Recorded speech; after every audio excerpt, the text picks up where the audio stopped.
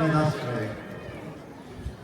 O God, who out of the abundance of your gentle grace alone choose to set your servant and priest Lawrence Petro over your Church of Franciscan until then, grant that he may carry out worthily the office of bishop, and under your governance in all things he may direct by word and example the people entrusted to his care. Through our Lord Jesus Christ, your Son, who lives and reigns with you in the unity of the Holy Spirit, one God forever and ever. Amen.